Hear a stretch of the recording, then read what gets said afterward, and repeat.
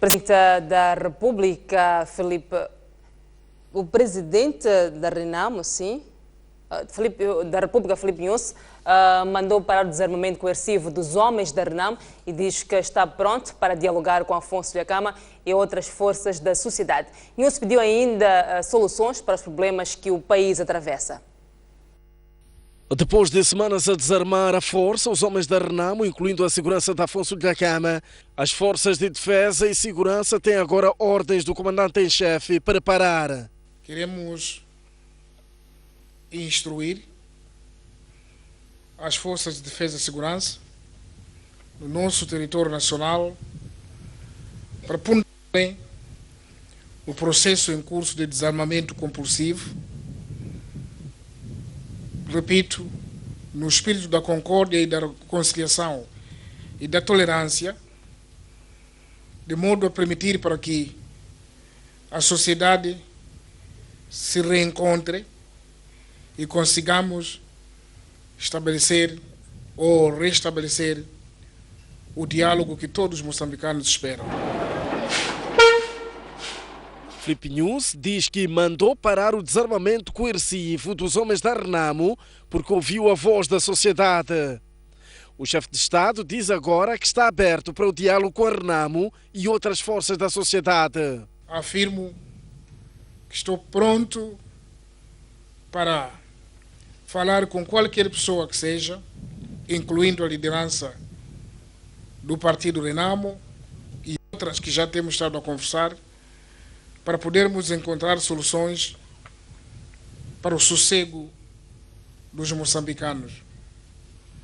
Repito, instruímos as forças de defesa e segurança, conscientes de que não têm precisado de nenhuma outra ordem, porque quando juram a bandeira, quando iniciam uma missão, uma fase, recebem a missão atribuída pela Constituição da República, que é de proteger este país. Mas digo, usamos esse pódio para instruir a ponderação do desarmamento compulsivo e permitir para que todos possam voluntariamente entregar aquilo que acham que não devem possuir, mas sobretudo para nos permitir que possamos trabalhar e dialogar.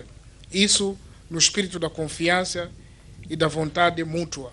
O Presidente da República recuperou ainda a resposta que deu no encontro com os bispos católicos ao afirmar que quer soluções e não listas de problemas. Queremos continuar a sugerir para que apareça com ideias concretas, ideias para o desenvolvimento do nosso Moçambique e não estar numa situação de simples reclamações ou observações daquilo que o povo próprio já sabe. Não constitui nenhuma descoberta dizer ao povo moçambicano que o povo tem que estar em paz, porque este povo, ontem, antes de ontem e hoje, lutam sempre para que o país fique tranquilo. A intervenção do chefe de Estado é feita numa altura em que o presidente da Renamo, Afonso Dhlakama, encontra-se em silêncio há mais de 40 dias e o diálogo político está suspenso. As palavras do chefe de Estado foram proferidas na graduação de mais de 500 agentes penitenciários. O diretor nacional da área, Eduardo Moçanhane, disse na ocasião que as cadeias espelham a sociedade que somos.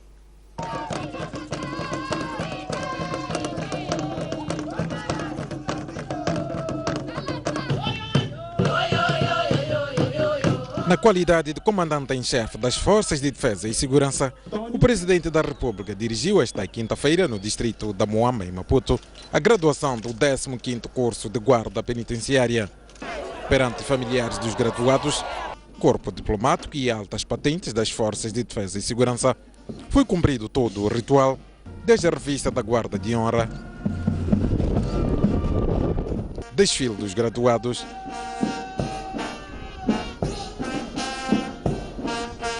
e juramento da bandeira. Serviço Nacional Penitenciário, com funções da Guarda Penitenciária, juro por minha ordem, respeitar, cumprir e defender a Constituição da República de Moçambique. Estamos aqui para testemunhar o fim de uma etapa e o início da fase mais importante. que é a fase de execução e da implementação daquilo que aprenderam aqui. Viemos testemunhar e pelo que aquilo que acompanhamos durante o percurso da vossa formação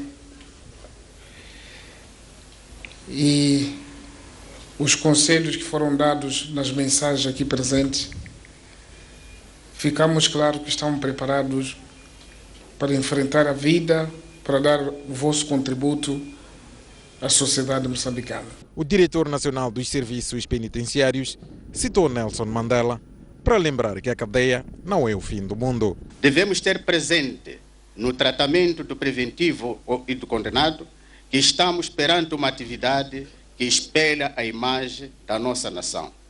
Pois, tal como Nelson Mandela afirmou, e passo a citar, ninguém conhece verdadeiramente uma nação até que tenha estado dentro das suas prisões.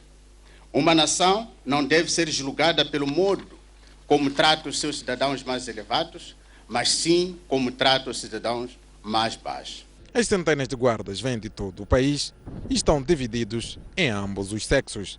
A formação do homem é um processo complexo e requer uma série de procedimentos e metodologias que visam o alcance dos seus propósitos. É neste âmbito que o curso que hoje oficialmente encerra teve a duração de 6 meses letivos, com uma carga de 600 horas e foi participado por um efetivo de ambos sexos, oriundos de todas as províncias do país, cujo ingresso obedeceu aos requisitos previstos no Estatuto da Guarda Penitenciária. Espera-se que os agentes penitenciários reforcem a ordem nas cadeias e na reeducação e reinserção social do recluso.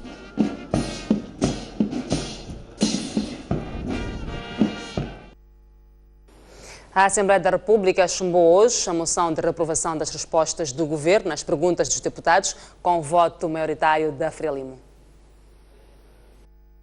Esta quinta-feira foi a vez da Renamo submeter ao plenário da Assembleia da República uma proposta de moção de reprovação das respostas do Governo às perguntas dos deputados, sobretudo a questões ligadas ao desarmamento da Renamo. Está provado que o Governo tenta assassinar o Presidente da Renamo, como foi demonstrado claramente no ato público na devolução das armas pela Renamo.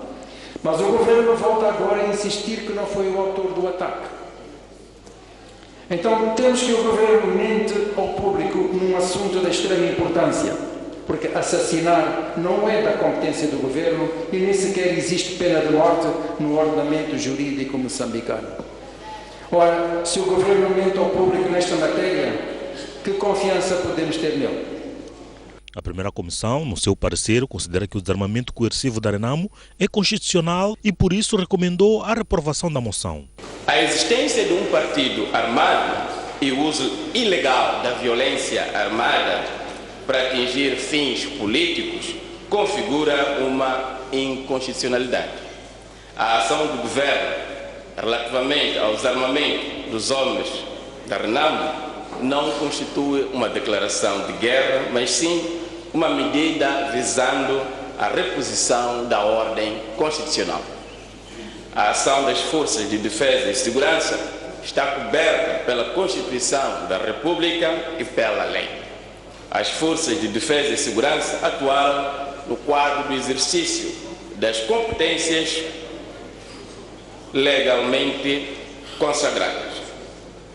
A Comissão dos Assuntos Constitucionais, Direitos Humanos e de Legalidade considera que o projeto de moção de censura e reprovação às informações do Governo é improcedente, está desprovido de mérito, pelo que recomenda a sua apreciação negativa. No final, com votos da Frelimo, a moção de reprovação foi reprovada. Ainda esta quinta-feira, o Parlamento aprovou em definitivo a lei sobre serviços postais. O bastonário da Ordem dos Advogados de Moçambique, Tomás Timbane, diz que as escutas telefónicas previstas na Lei das Telecomunicações são inconstitucionais e Timbane diz que, da forma como estão previstas, violam os direitos e liberdades dos cidadãos. A Lei de Telecomunicações, aprovada na Generalidade pela Assembleia da República, está longe de ser consensual, sobretudo no que diz respeito às escutas telefónicas. Tomás Timbane, bastonário da Ordem dos Advogados de Moçambique, diz que a lei é absolutamente ilegal. Timbani diz não encontrar na fundamentação deste diploma legal qualquer justificação para a cláusula aberta que se pretende dar ao governo para interceptar chamadas. Esta norma é uma cláusula aberta, não especifica em que termos, em que condições e, como é evidente, é uma norma absolutamente inconstitucional.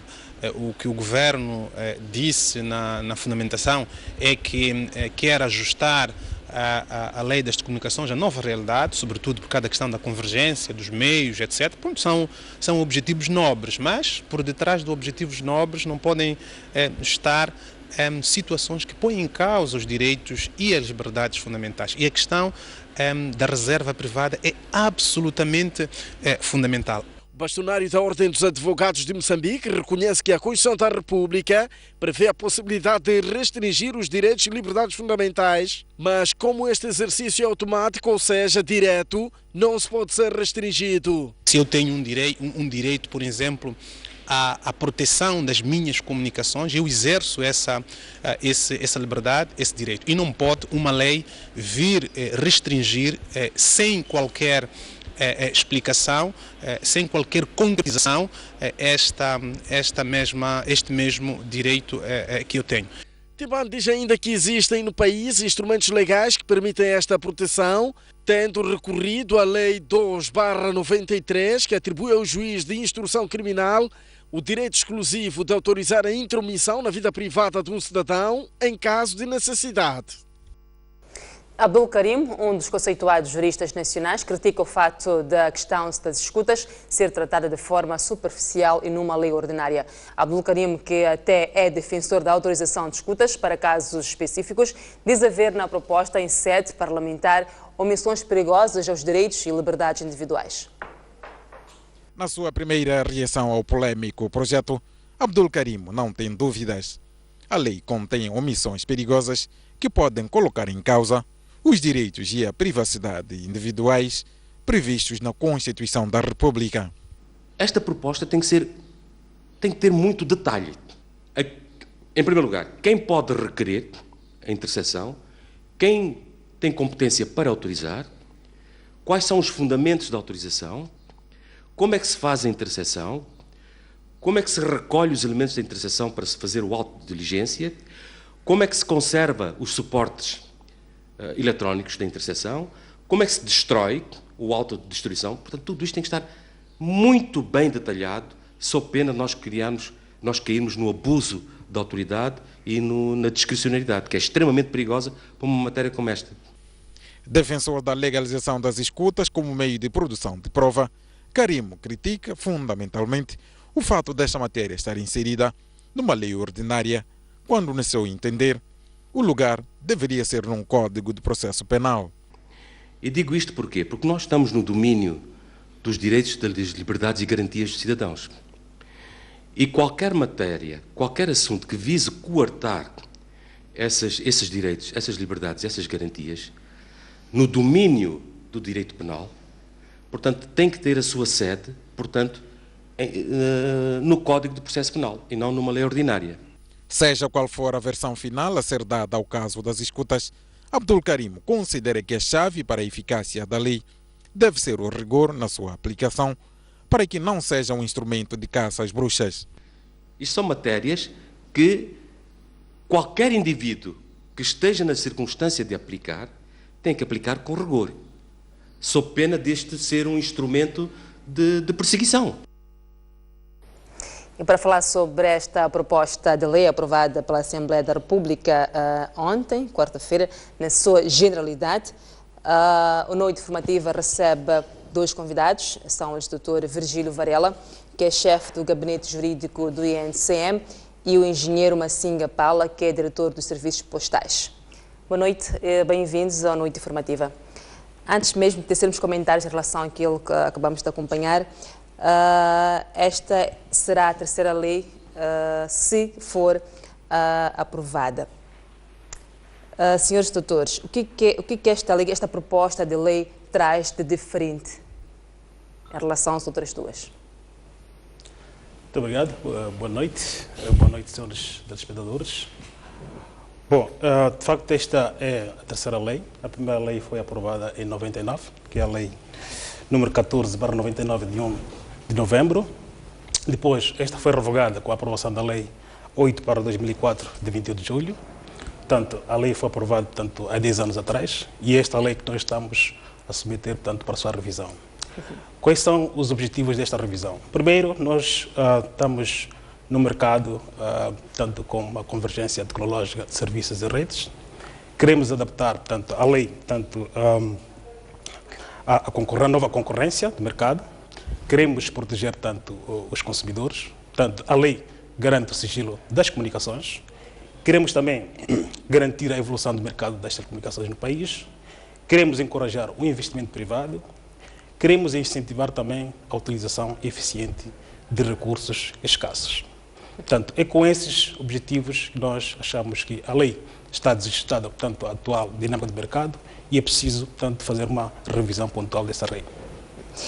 Engenheiro Massinque, o que é que vai mudar em termos de responsabilidades para os operadores que estão atualmente no mercado? Os operadores, hoje em dia, estão com várias licenças, tanto licenciados pelo INSM. Hoje, quando querem fornecer o serviço de telecomunicações, de telefonia móvel celular, vêm ao INSM e pedem uma licença. Querem fornecer o serviço de dados, vêm ao INSM e pedem outra licença. Querem providenciar o serviço de internet, vêm ao INSM, fornecem, portanto, pedem outra licença. Hoje em dia, com a convergência, esses serviços estão integrados numa única infraestrutura. O que nós queremos é que o benefício dos operadores hoje em dia vai ser o seguinte: chega ao INSM, pede uma licença e providencia todos esses serviços. E qual é o benefício do consumidor? O consumidor, estando em casa, tem uma multiplicidade de serviços integrados numa única interface. Ainda sobre os operadores, houve ou não uma concertação no sentido de estarem a par sobre os termos da legislação a serem envolvidos na sua elaboração e não ficarem surpresos com o que virá? A nossa prática regulatória, nós, como autoridade reguladora, quando nós promovemos um instrumento regulatório, primeiro, este instrumento é comissado a nível do INSM, e depois, essa medida há uma consulta pública, por exemplo, como é lei, tanto foi submetida a uma consulta pública na Zona Sul, na Zona Centro e na Zona Norte. Ainda fizemos mais uma consulta pública na província de Inhambane. Portanto, para além dos operadores, por serem envolvidos, houve também a sociedade civil, envolvemos estudantes, académicos, envolvemos até parlamentares. Portanto, a nossa prática legislativa, quando nós promovemos alguns regulamentos, sempre consultamos as partes interessadas. Sendo um documento... Naturalmente que é possível que não nos entendemos em todos os aspectos, isto é normal, mas a consulta sempre existe. O que é que visa a consulta? A consulta quando diz que não nos entendemos todos os aspectos.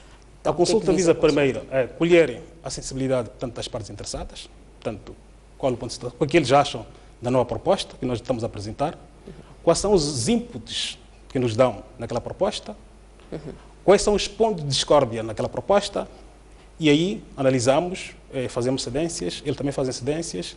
Naturalmente pode acontecer pontos que não vamos chegar a um consenso. Quais foram os pontos de discórdia a quando da consulta? Bom, com os operadores há questões de tipo taxas. Naturalmente, quando é para pagar taxas, ninguém concorda, né? Então, foram alguns pontos, um dos pontos de discórdia, e eu penso que foi exatamente isso. Bem, vamos àquilo que é... Mas antes mesmo da interpretação de alguns artigos, estamos a entrar agora para a fase da migração digital. Qual será o impacto desta lei neste processo? Olha, falando da migração digital, eu só queria perguntar, isso tem a ver como é que chega na Beira? Como é que chega em Nampula? Como é que chega em Climane? Usa uma infraestrutura de telecomunicações. Não é verdade? Então, esta lei está a dizer o seguinte: nós estamos a convergir todo o serviço por uma única plataforma de infraestrutura de telecomunicações. Portanto, uma única infraestrutura hoje em dia transporta todos os serviços, incluindo transporta os conteúdos de televisão e de rádio. Daí que esta revisão prevê adaptar tanto essa nova dinâmica, que todos os serviços, não só de telecomunicações, falo de telefonia, internet, dados, mas também pode transportar aquilo que é radiodifusão sonora, radiodifusão, portanto, televisiva. Esta é que é a vantagem que nós estamos aqui a trazer com a nova proposta de lei.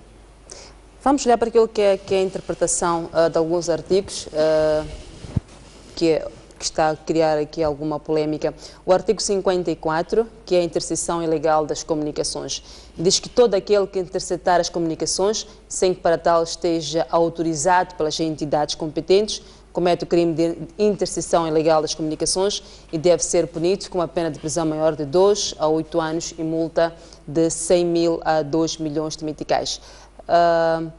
É para si, doutor engenheiro... Doutor, o engenheiro... Ok. É o engenheiro Massinque e o doutor Virgílio.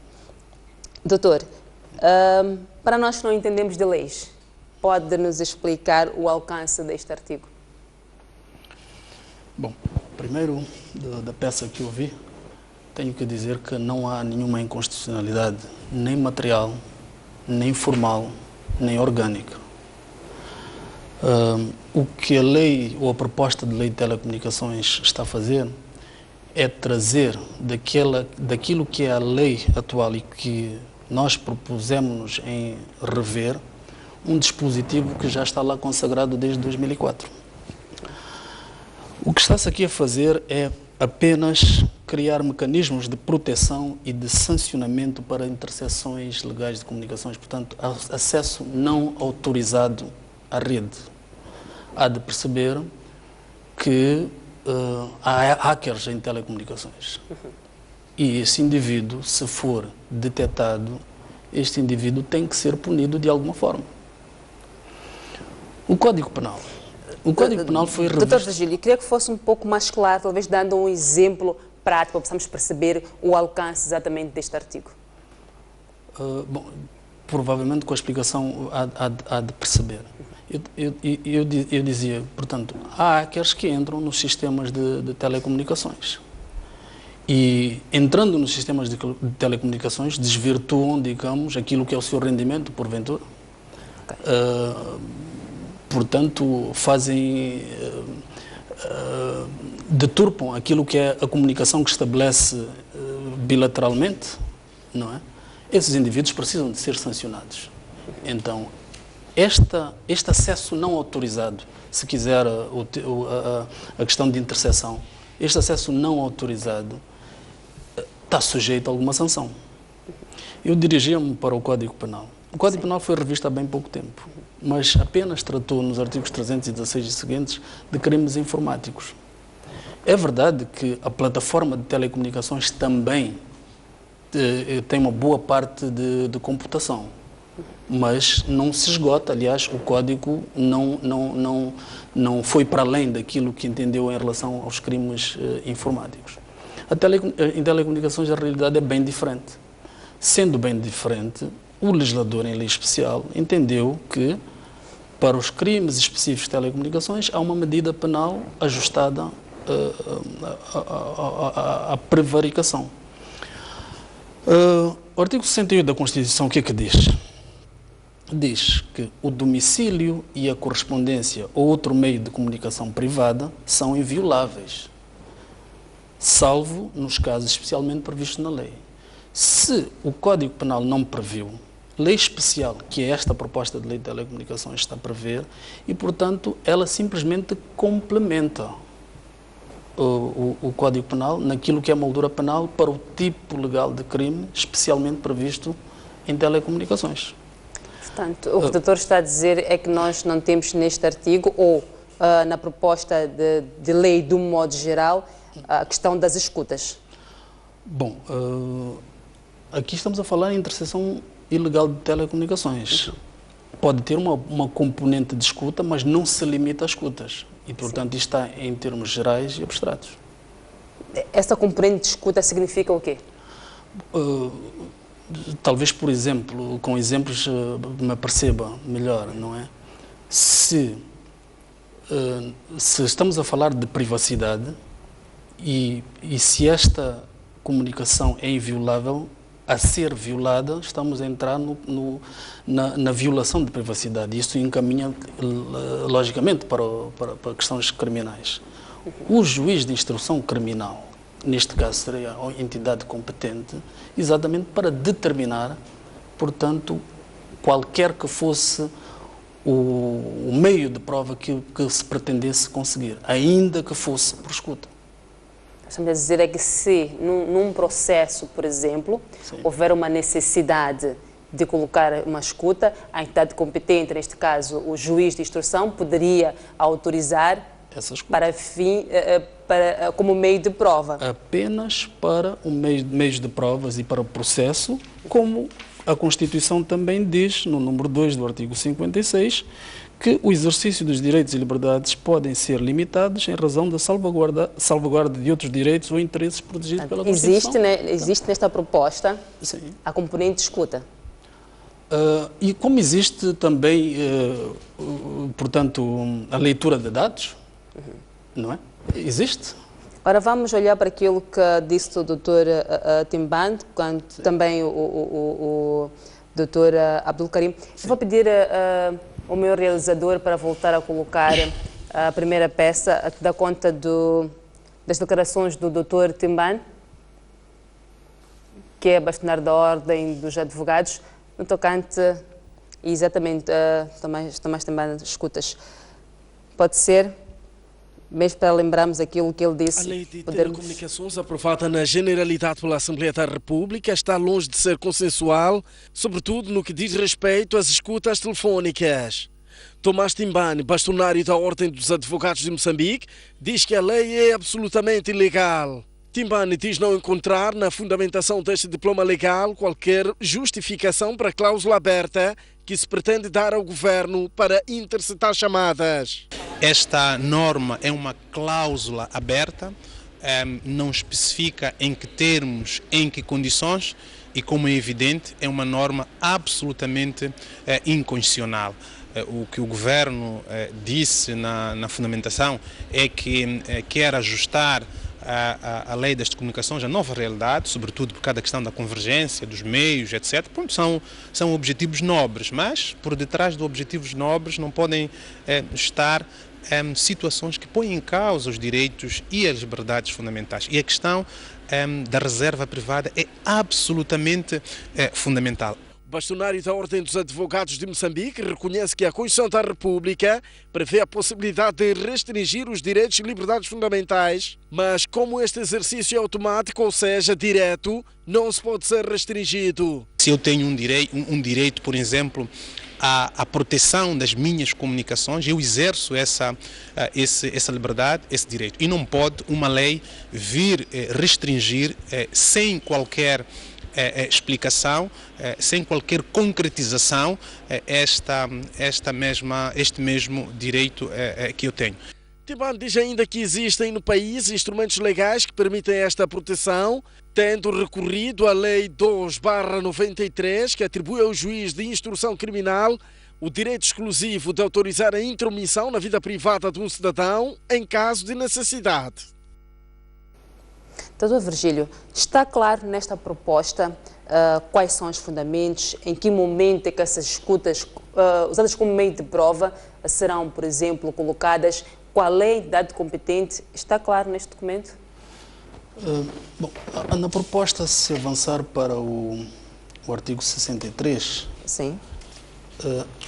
Está lá disposto que o governo pode determinar a instalação desses sistemas de interseções legais de comunicações.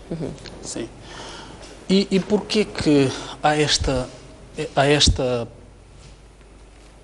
forma de pôr o governo a pôr a questão de interseção legal de comunicações? O crime tem evoluído de toda a forma possível e imaginária. Então, a precaução é, se as telecomunicações são o meio pelo qual o crime é efetivado, é justo que o governo adote medidas de precaução. Essas medidas de precaução é colocar sistemas de interseção legal.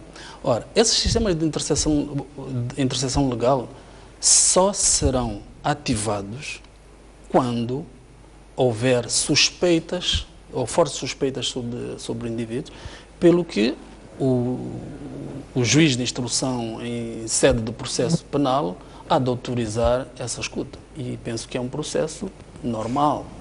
Penso que é exatamente isso que se coloca, esse aspecto das condições, da situação, da suspeita, está claro neste documento. Em que artigo é que consta os requisitos para a colocação de uma escuta? Bom, esta lei não tem que ser vista como o repositório de todas as situações criminais, não.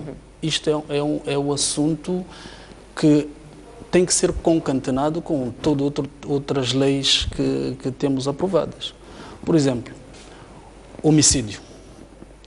Imagino que alguém morreu, mas se esse alguém pode ter morrido e a prova passa exatamente pelos meios de comunicações, porque naturalmente pode haver extorsão no meio disto, enfim, outras formas. Sim.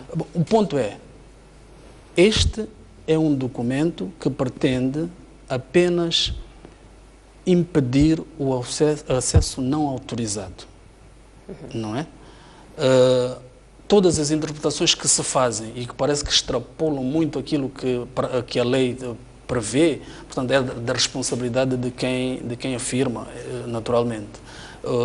Aqui estamos a criar, portanto, mecanismos de proteção e sancionamento para interseções que sejam ilegais e, portanto, não autorizadas. A norma, efetivamente, visa sancionar a interseção sem autorização ao sistema de telecomunicações. O que está aqui a regular-se é o acesso não autorizado. No entanto, a situação diferente é a permissão, quando provindo de órgãos judiciais, que é o caso. Havendo esta entidade competente que autoriza, digamos, esta interseção, isto faz-se na base desta lei. A interpretação, como está a dizer, que se extrapolou em algum momento, para os senhores que são da área do direito, a interpretação não é a mesma? O espírito da letra, aquilo que o legislador queria dizer ou está a dizer, não é uma interpretação que todos nós temos ao ler o artigo? Bom, eu já ouvi na peça que alguém sugeria que houvesse até alguma inconstitucionalidade. Na minha perspectiva, não há. Pelo fato de ser o governo a determinar a instalação de sistemas... Há pouco o doutor disse que deveria ser um juiz de instrução. Pois. Quando diz o governo... Não, eu falei de entidade competente. Sim, entidade competente, exatamente, sim. Entidade competente. Quando diz aqui o governo pode determinar a instalação de sistemas de interseção legal de telecomunicações? Pois, o governo tem que garantir a segurança de toda a qualidade aos seus cidadãos. E se esta interseção se a instalação desses sistemas se a instalação do sistema de interseção legal for uma das formas de dar segurança aos seus cidadãos, por que não? Vamos acompanhar a próxima peça, que é do Dr. Abdul Karim, também no tocante à lei das telecomunicações. Na sua primeira reação ao polêmico projeto, Abdul Karim não tem dúvidas. A lei contém omissões perigosas que podem colocar em causa os direitos e a privacidade individuais previstos na Constituição da República. Esta proposta tem que ter muito detalhe. Em primeiro lugar, quem pode requerer a interseção, quem tem competência para autorizar, quais são os fundamentos da autorização, como é que se faz a interseção, como é que se recolhe os elementos da interseção para se fazer o auto de diligência, como é que se conserva os suportes eletrónicos da interseção, como é que se destrói o auto de destruição. Portanto, tudo isto tem que estar muito bem detalhado, sob pena de nós cairmos no abuso da autoridade e na discricionariedade, que é extremamente perigosa para uma matéria como esta.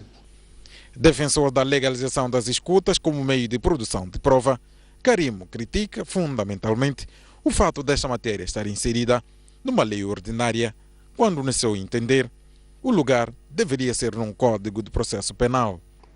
E digo isto porquê? Porque nós estamos no domínio dos direitos, das liberdades e garantias dos cidadãos. E qualquer matéria, qualquer assunto que vise coartar esses direitos, essas liberdades, essas garantias, no domínio do direito penal, portanto, tem que ter a sua sede, portanto, no Código de Processo Penal e não numa lei ordinária. Seja qual for a versão final a ser dada ao caso das escutas, Abdul Karim considera que a chave para a eficácia da lei deve ser o rigor na sua aplicação, para que não seja um instrumento de caça às bruxas.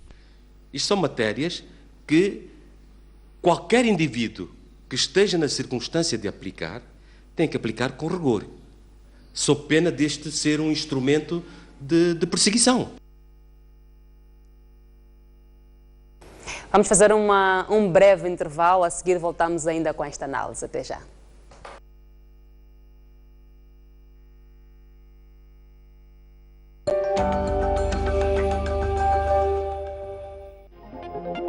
Já pode ler o jornal O País quando quiser e onde estiver. Quer saber como? O primeiro passo é ter a aplicação O País. Continua com dúvidas? Uma app é uma ferramenta que permite ter acesso a vários serviços do seu dispositivo móvel de forma integrada. Agora aceda à sua App Store ou a Play Store e faça o download de O País. Dessa forma, poderá aceder a uma versão digital do jornal. Assim, não deixe de acompanhar todas as edições do jornal. O País, a verdade como notícia.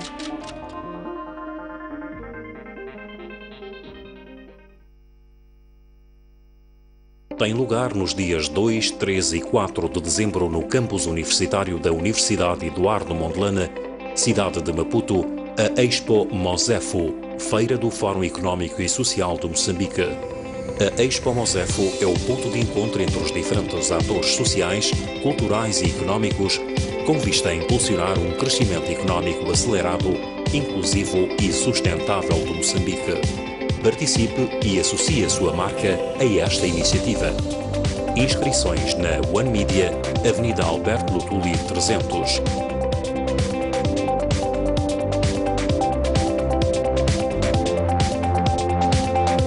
Mosefo, um desafio ao futuro.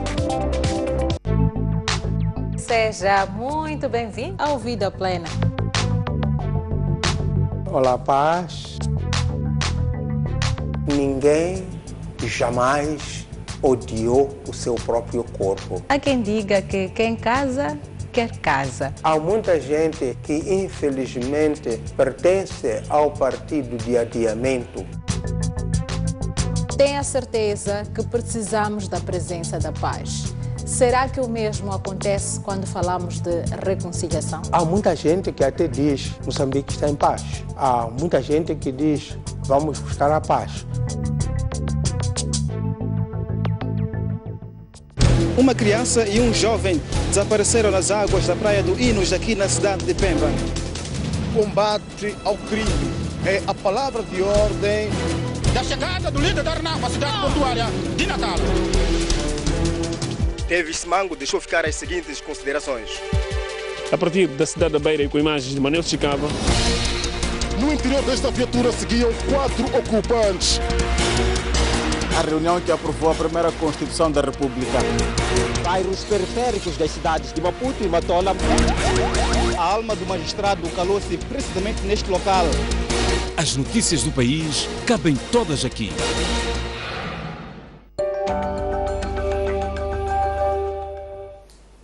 Estamos de volta aqui à conversa com o Dr. Virgílio e também o engenheiro Massinho. O nosso tema é a Lei das Comunicações.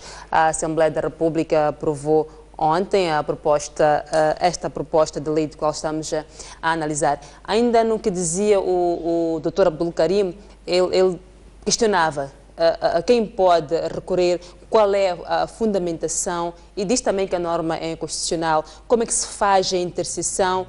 E, em algum momento, ele coloca a questão do abuso da autoridade, exatamente porque estamos perante aquilo que são as liberdades fundamentais do cidadão. Bom, eu creio que se pusermos o problema de outra forma, talvez possamos enquadrar. Não há problemas em que na lei venha escrito que a entidade competente é o juiz de instrução criminal. Portanto, fica claro para toda a gente, juristas principalmente, que em fase preparatória do processo, o juiz de instrução criminal tem determinadas competências. Doutor, desculpe, não percebi. Mesmo seja mencionada a entidade competente, sim. De um modo geral, sabemos que será o juiz de instrução. Pois. Ainda que não esteja. Tá bem. Bom, estando em crime, né, o processo penal orienta como é que o juiz de instrução criminal procede para descobrir ou a descoberta da verdade, aquilo que foram meios de prova, não é? Mas, de toda forma, a preocupação das pessoas é que provavelmente haja alguma quebra de privacidade, no sentido de que já não posso fazer isto, não essa. Portanto, crimes contra a reserva da vida privada, neste caso, alguém vai bisbilhotar a minha vida sem que haja uma entidade competente para o efeito. Isso está resolvido nos termos do Código Penal do artigo 258, não é?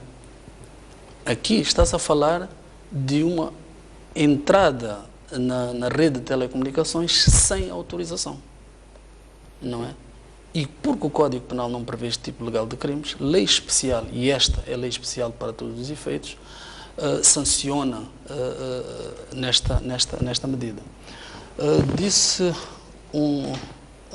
ali na peça de que esta lei está incompleta porque não vem a discriminar uma série de procedimentos. Sim. Naturalmente não. Aqui estamos a falar em termos gerais e abstratos, competindo o Governo, nos termos do artigo 68 da proposta, a aprovar os regulamentos e procedimentos desta lei. E, portanto, esta é uma fase, e penso que os meus colegas juristas vão de perceber, que os regulamentos nascem em função daquilo que é aprovado superiormente, portanto, na lei. Portanto, todas estas questões, muito provavelmente, hão de ser, digamos, resolvidas a tempo por O Dr. Karim também levantava a questão deste aspecto das escutas constar de uma lei ordinária, da lei das telecomunicações e não num Código de Processo Penal. Faz alguma diferença? É assim, os códigos versam sobre determinadas matérias. Por exemplo, o Código Penal versa sobre crimes em especial.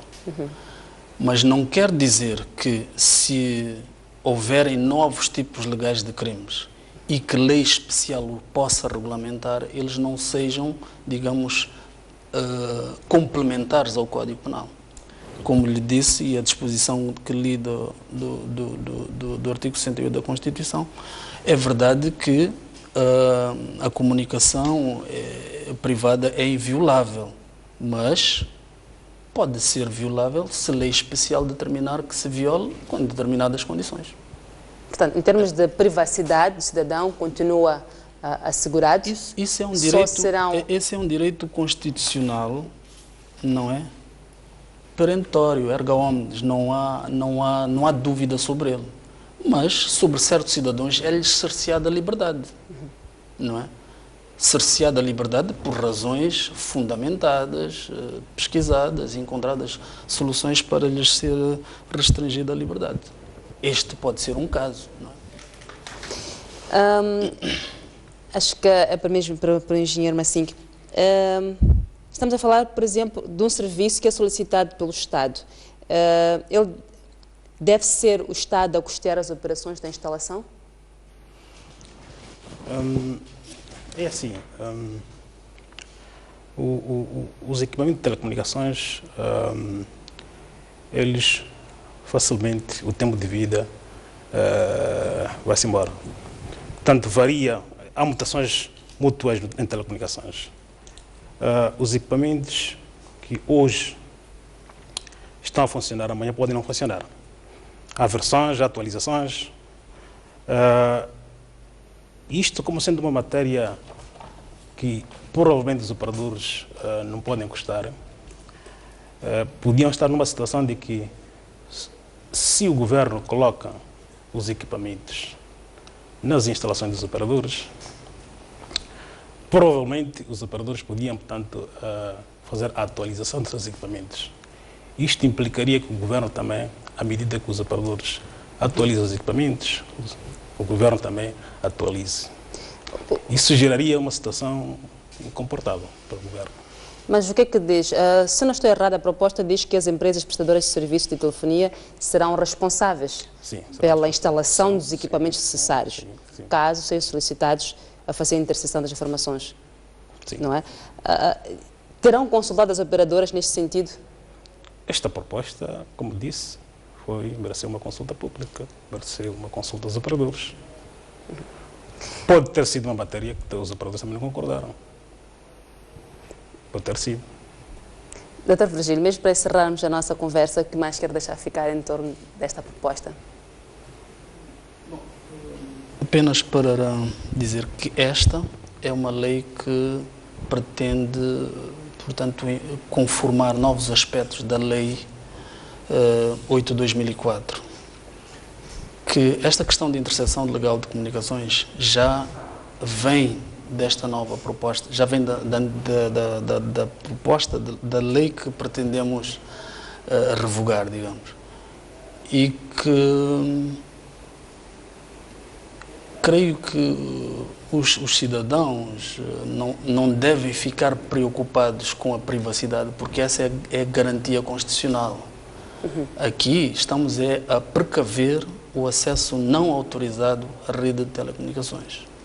Tudo que não estiver estipulado nesta lei, naturalmente, o Governo vai regulamentar nos termos do artigo 108 aqui também proposto. Engenheiro Massinho, mesmo para encerrar. Bom, eu penso que esta é uma lei muito pacífica, uma lei que regula o setor de telecomunicações, regula o mercado de telecomunicações. Nós estamos a fazer esta atualização no sentido de que a lei, tanto o mercado, tanto está desatualizado. E se fores a ver que este articulado que está tanto sendo polêmico hoje em dia, consta na tua lei. Consta. E ninguém levantou tanto estes problemas. Quando diz que consta na tua lei, está a falar do... A interseção legal de chamadas. Consta na tua lei.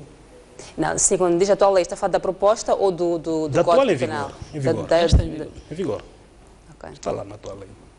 Mas a polêmica não é o constar ou não constar, é a especificação, é a fundamentação, é a destruição também, como dizia o Dr. Karim.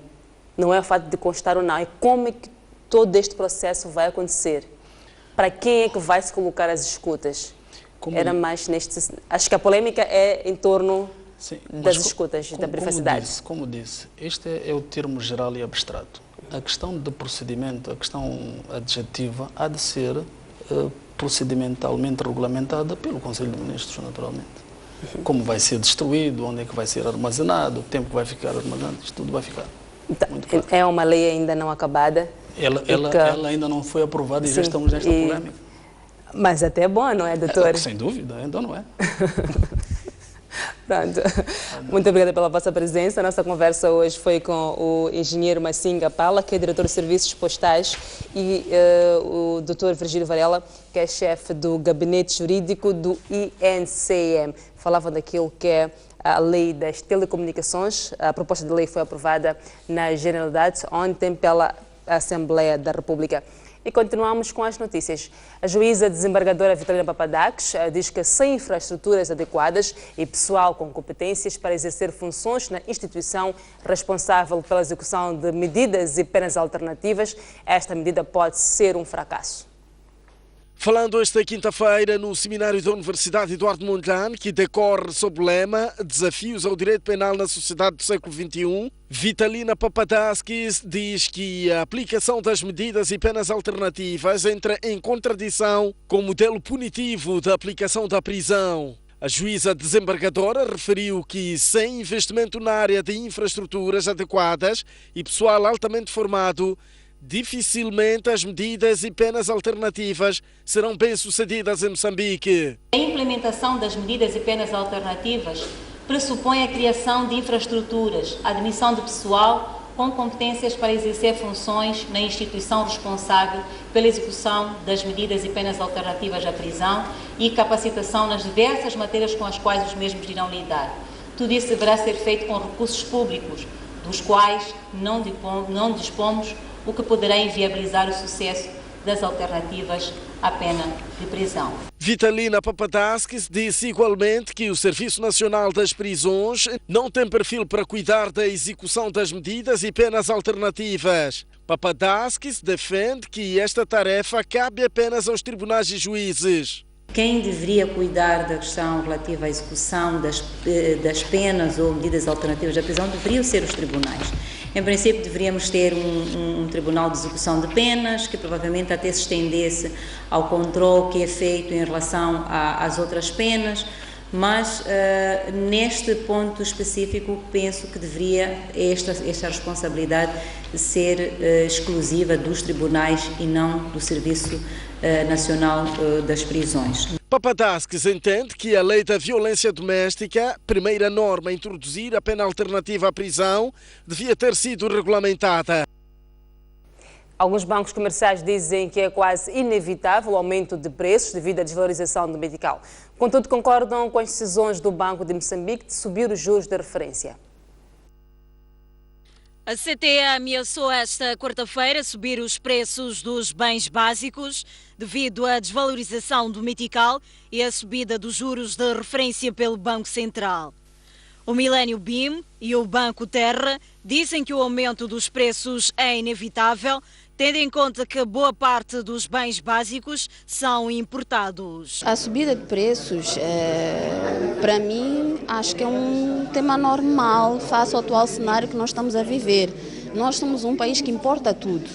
Importamos tudo. A nossa moeda tem pouco valor face à moeda daqueles que nos vendem todas as mercadorias.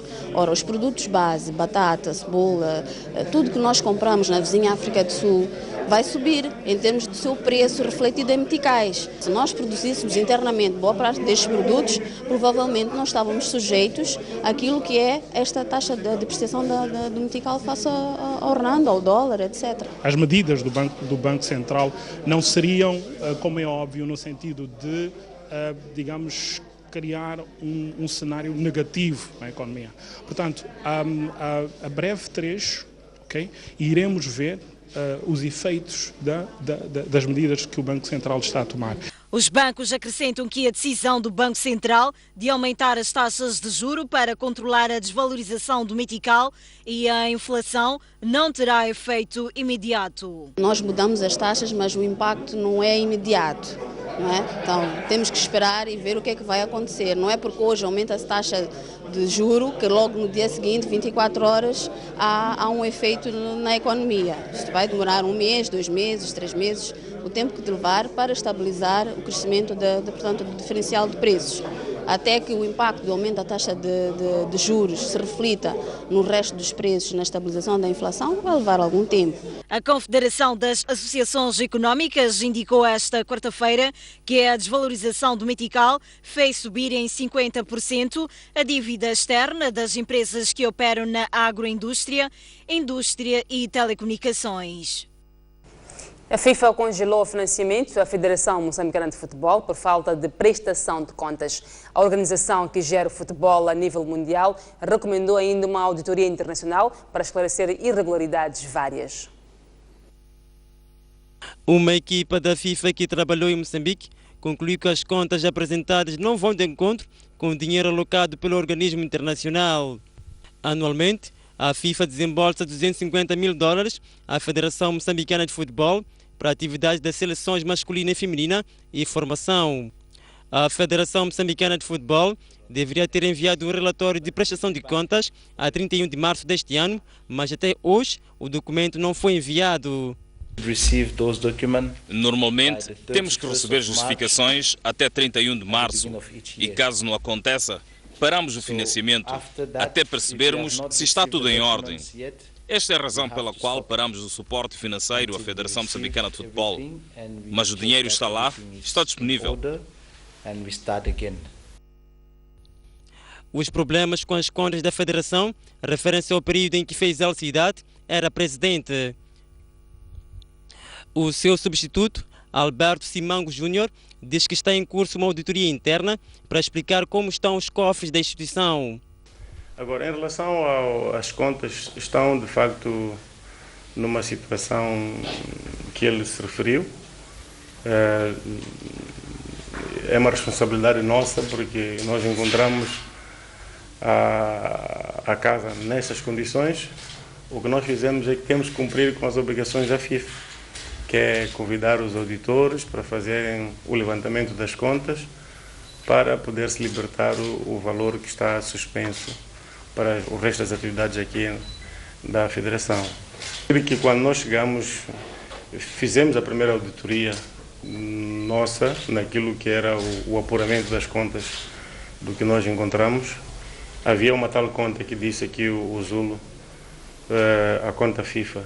Pensávamos que fazendo somente ela a auditoria nos libertasse, mas não foi aceite. Fizemos a primeira avaliação e, por fim, conforme recomendações, é preciso fazer auditoria global com um auditor externo. E o processo está em curso e acho que dentro de curto espaço de tempo a auditoria vai terminar para as contas de 2014. Repito, 2014. Segundo deram a conhecer os representantes da FIFA, enquanto não se esclarecer a utilização do dinheiro, o novo cheque do organismo internacional fica congelado. A decisão vai colocar em causa o funcionamento da Federação de Futebol, tendo em conta que a FIFA é o principal financiador. A ministra do Trabalho, Emprego e Segurança Social, Vitória Diogo, diz que o empreendedorismo não se resume apenas à atividade empresarial. O empreendedor é também aquele que faz a diferença no seu setor de atividade. Diogo falava esta quinta-feira em Maputo, nas cerimónias de abertura da 3ª Conferência Nacional de Empreendedorismo. Sob o lema Pensar Digital, Agir Digital, Maputo acolhe desde esta quinta-feira o encontro de altos dirigentes da Associação Internacional das Comunicações de Expressão Portuguesa. O evento, que acontece pela primeira vez na capital moçambicana, coincide com a celebração dos 25 anos da criação da AICEP, uma associação que nasceu na era analógica e que agora evoluiu para o digital. O presidente da direção da AICEP diz que a transição não é uma opção, mas sim uma necessidade. De facto, pensar e agir digital não é apenas uma questão de adotar tecnologias de forma massiva e de as espalhar pela organização em que nos inserimos. É um processo que envolve necessariamente mudanças profundas nas estruturas organizacionais, nos seus talentos, nas competências, nos modelos de governação, nos modelos de negócio e na relação com os seus clientes e com os ecossistemas onde as organizações estão inseridas. Em representação do governo, o secretário permanente do Ministério dos Transportes e Comunicações defendeu que é preciso olhar de forma crítica as transformações introduzidas pelas novas tecnologias de comunicação. O lema definido para este encontro remete-nos à necessidade de todos nós olharmos de forma atenta e crítica as transformações socioeconómicas que são induzidas no nosso dia a dia pelas tecnologias de informação e comunicação, e as empresas e entidades aqui representadas são parte integrante do conjunto de atores nesse cenário.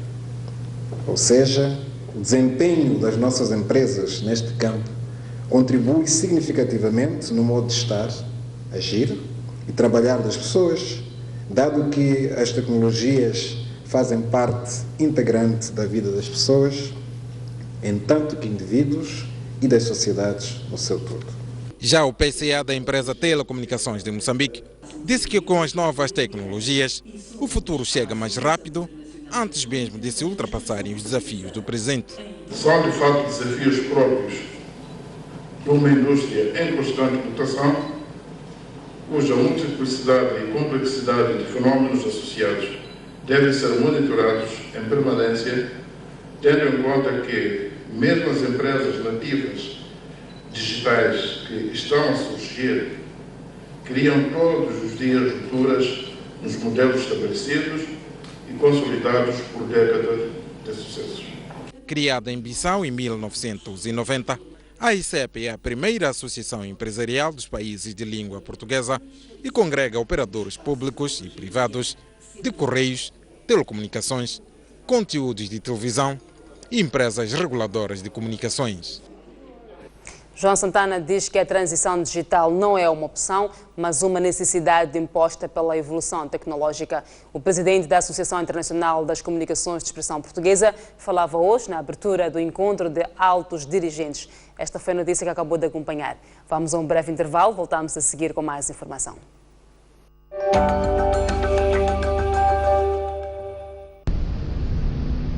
O drama das vítimas de ataques de tubarão. Mudou a minha vida mesmo. A polémica operação de caça na Baía de Inhambane. As revelações de um dos músicos mais populares de Moçambique. Trabalhei como empregado doméstico durante um ano inteiro. O que é que cozinha? Sei fazer cacana. Podemos desafiá-lo a fazer? Será que ele vai conseguir preparar chima com cacana? O Grande Plano acompanha esta semana bastidores do filme de Licínio Azevedo. Para mim estava bom, não sei se para vocês aí.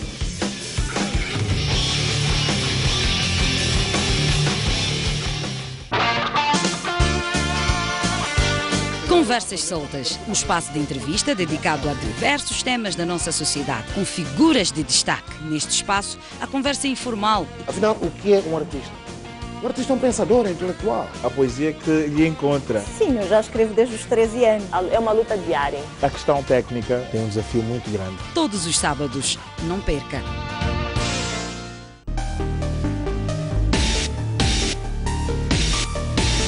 Senhor Abel, falamos a partir de Nampula, boa noite. Propostas concretas. Ninguém quer realmente a guerra. Onde a política sempre há conflito. É preciso debater para o bem do próprio país. Como resolver isto? Porque é um problema que nós todos estamos a passar. Mantermos a paz neste país.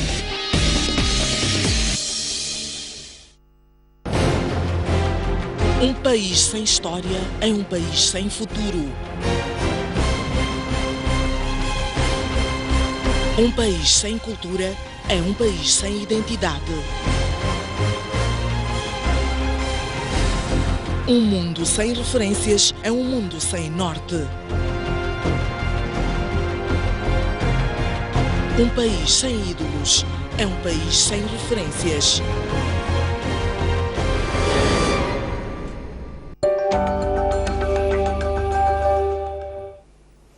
Operadores de agronegócios poderão ter facilidades de acesso ao crédito com base nos seus produtos. Com memorando assinado hoje entre a Bolsa de Mercadorias de Moçambique e os bancos Millennium, BIM e BTM, os operadores passarão a ter crédito de até 70% do valor das mercadorias depositadas na Bolsa de Mercadorias.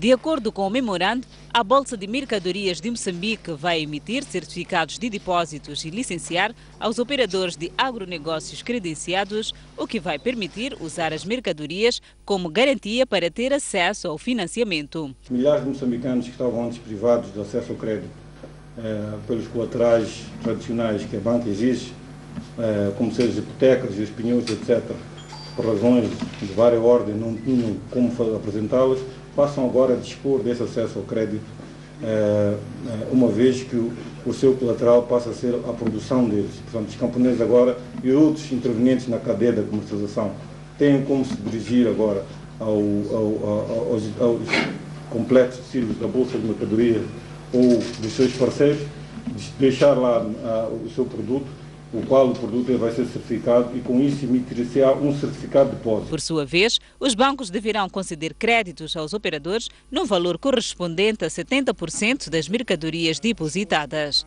Essa é uma limitação que, como sabe, crédito é confiança, ou seja, se o banco entender que há aspectos adicionais, e quando na minha intervenção eu disse que este certificado poderia ser combinado com outro tipo de colaterais ou de garantias, se quisermos, significa que poderemos ir até níveis superiores, digamos, aos 70%, que neste momento são a base do acordo. Os certificados aqui agora criados vão permitir que os agricultores tenham um ativo que lhes permita aceder aos meios financeiros para poderem expandir as suas áreas de cultivo e aumentar o seu rendimento. A iniciativa visa desenvolver o setor agrícola no país. No entanto, os operadores bancários entendem que é preciso investir mais nas infraestruturas e na capacitação dos agricultores. Este esforço deve igualmente ser acompanhado de outras iniciativas. nomeadamente o sucesso da produção e comercialização agrícola depende da existência de infraestruturas que permitam o escoamento da produção, a capacitação técnica e financeira dos pequenos agricultores, porque eles precisam de incrementar a sua produtividade, a sua competitividade. O setor agrário contribui mais de 20% no produto interno bruto nacional.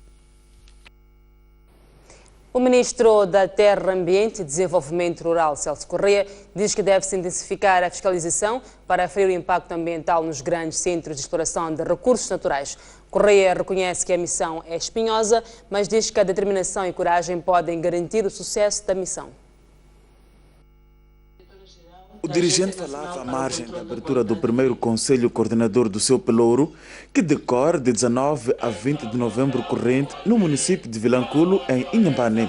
Celso Correia diz que há que garantir um desenvolvimento sustentável das comunidades rurais e, para isso, deve-se intensificar as ações de fiscalização na exploração de recursos naturais para minimizar o impacto ambiental desta atividade. Apostar em uma maior capacidade de fiscalização, com particular ênfase às atividades que incidem na exploração de recursos naturais, cientes que a aplicação e o cumprimento das leis só será possível se executarmos esta ação com zelo, rigor e profissionalismo.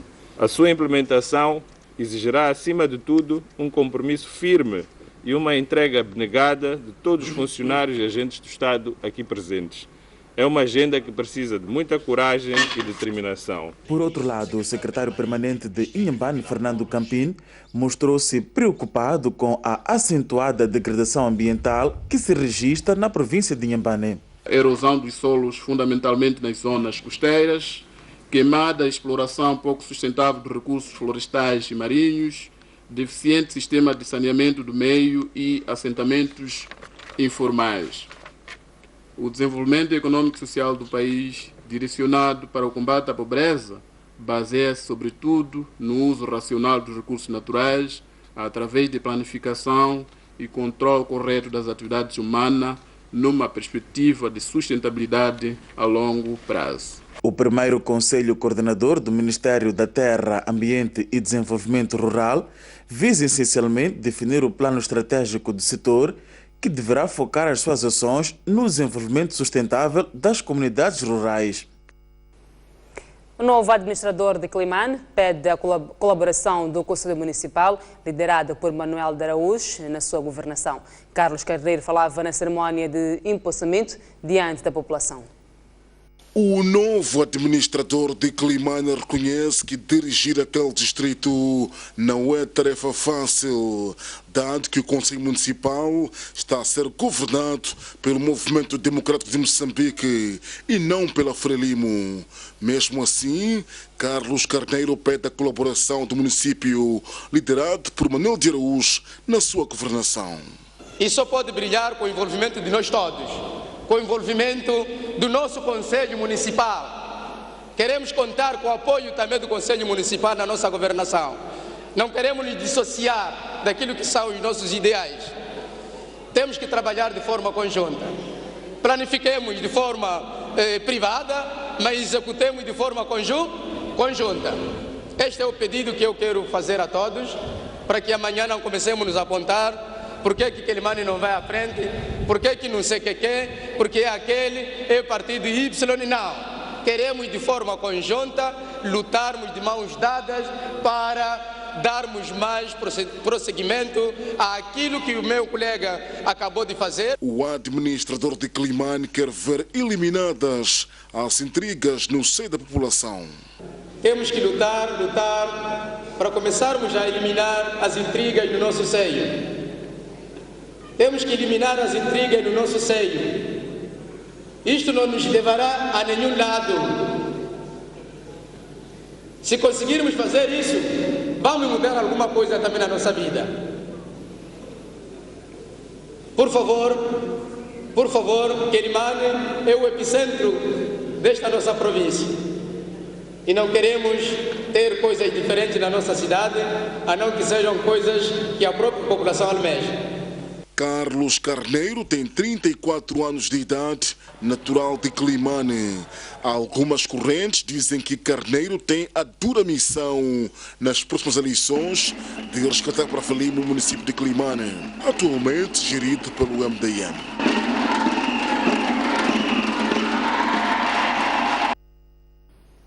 Está confirmado, Alberto Alexandre já não é secretário do Comitê Distrital do Partido Frelimo em Nacala.